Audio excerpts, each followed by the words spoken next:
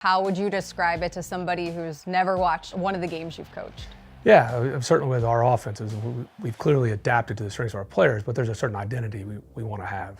Hey, I thought it was all over.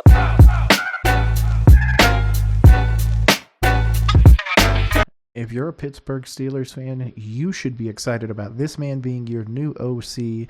Canada has fled back up north. It is time for Mr. Arthur Smith to take the reins. Let's go.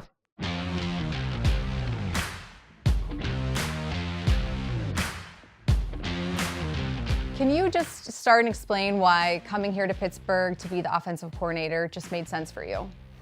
Yeah, it's such a unique opportunity to be able to work for an organization like the Pittsburgh Steelers with the history, the culture here, and the opportunity to work with Mike Tomlin. To me, it's a perfect cultural fit. In terms of your I couldn't agree more. One of the things to look out for as well is Trubisky is most likely going to be gone. I would assume for them to keep Kenny Pickett. And the rumor is that they're going to go after some big fish, especially if they are cut, mainly Russell Wilson from the Broncos.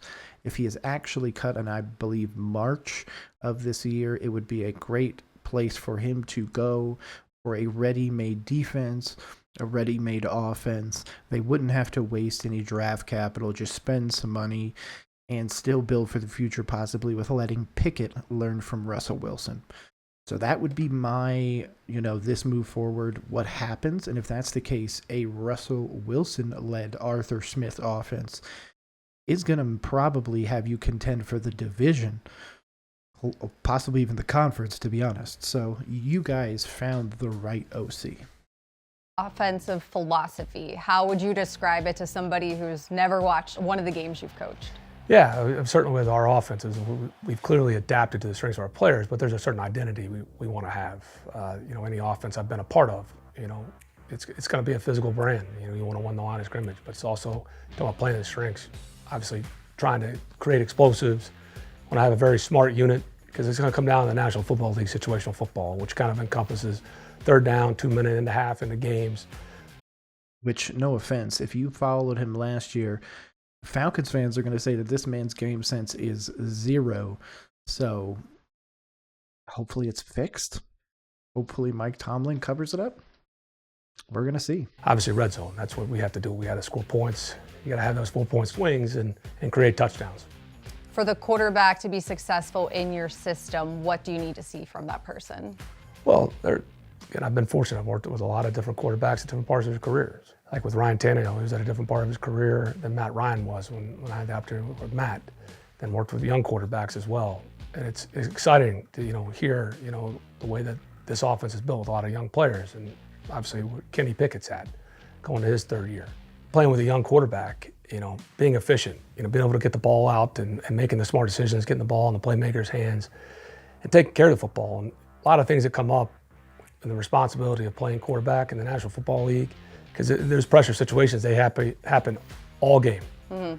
And having command of those situations and ultimately, putting the ball in the end zone, whether it's through the air, handoff or running it in. But there's a lot on it, and there's a natural evolution that happens with the quarterback. Yeah, and I would love for him to just use Kenny Pickett, see if he could develop him into a really dynamic quarterback, because I think obviously Pittsburgh guy in Pittsburgh makes complete sense. Kind of like Aiden Hutchinson going to the Lions made complete sense. So I'm just really hoping that they can get maybe one more on the outside, because the rumor is that they might shop George Pickens. And being a Panthers fan, I would love to add him to my team. But if you have the ability to add somebody, why not shop Deontay Johnson, who you could possibly get maybe a little bit more for, and then add a younger wide receiver on the outside, making Pickens your definitive number one, and therefore basically giving into his desire to be a more focused part of the offense. Now, obviously, you're going to default to a better run game with Jaylen Warren and Najee Harris. But it's still something to be said if you end up getting Russell Wilson on top of that. It's all going to depend on who is in that quarterback one position in Pittsburgh. Because imagine if it's Kirk Cousins. That would be Kirk Cousins in this offense would be dynamic. It's just going to depend on who's throwing the ball. You mentioned Kenny Pickett. Steelers president Art Rooney II said that the OC, he wants to see them help Kenny take that next step in his career. How do you start that process, and what do you think that's going to look like? Sitting behind a more experienced quarterback for a year or so. He's going into his third year, so you don't have to worry about it. Going into the next year, you'll pick up his fifth-year option, because wasn't he like one of the last in the first? Or if he's a second round, I don't think you get a fifth year. So if that's the case, then you're going to have to make the decision about him next year. So bring in somebody for 1 year, see what you can do. If not, try and get him to sign a little bit longer. But if it's just him, that's going to be tough. And Arthur Smith is going to have a much harder climb up this mountain. Yeah, well, first off, there's a relationship that's got to be built between me and Kenny. And that's so paramount between the play caller and the quarterback. The quarterback's obviously the one out there between the white lines, and there's a trust that's got to be built daily. And it goes both ways. I've got to earn Kenny's trust and vice versa.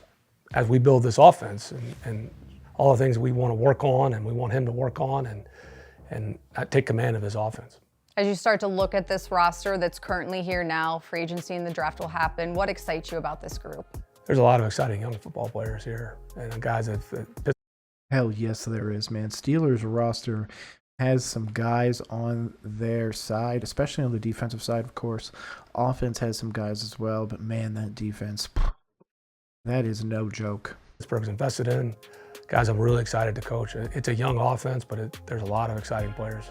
During your time in Atlanta as the head coach, what do you take away from that experience that can maybe help you as you come to Pittsburgh? Yeah, I mean, obviously thankful to be here, be part of Pittsburgh, but as all the different stops on my coaching journey, very grateful for the opportunity I had in Atlanta. It was a unique situation, essentially rebuild a team, and there were some good lessons learned and some tough lessons, but it'll help me here, especially with some of the young players that we have and how you fit the offense and try.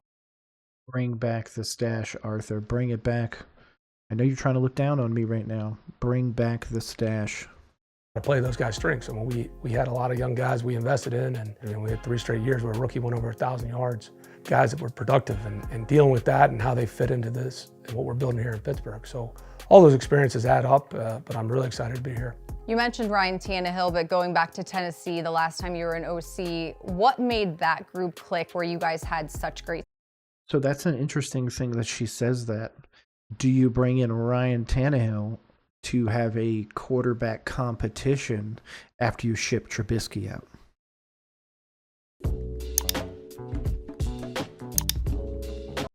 That's a great question. Success as a unit, but also individual players too.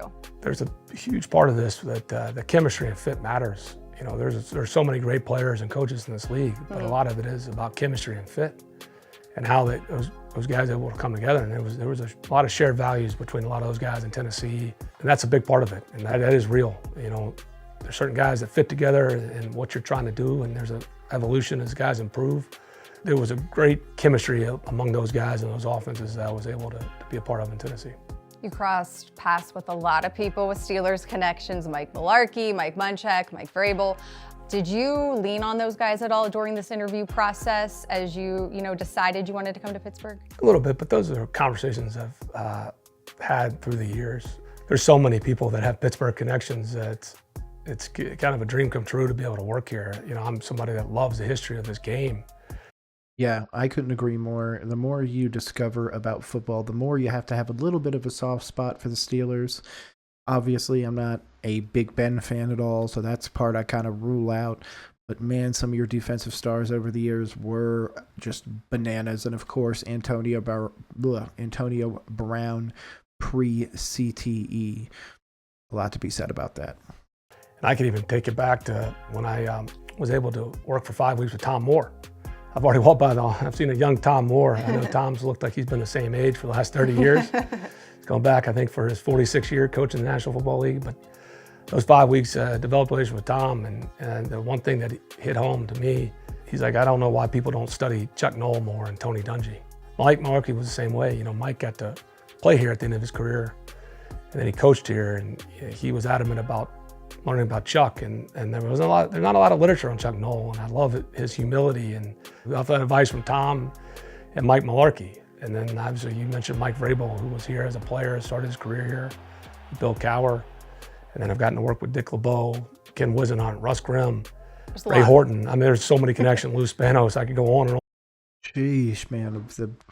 I didn't know that. Wow. on, like who's who, players, and everybody to a person talks about how special it is to work here in Pittsburgh. And so I don't know many places like this in all professional sports with the history, and there's a certain unique, when people see that Steelers logo, they know what it is. And the fan base is real football fans here. They love it. I'm excited to be a part of it. Yeah, man. The amount of times I've seen snow in games, and there's still tons of Steelers people out there, Ravens, all y'all that just go out to those games regardless of temperature, y'all the real fans.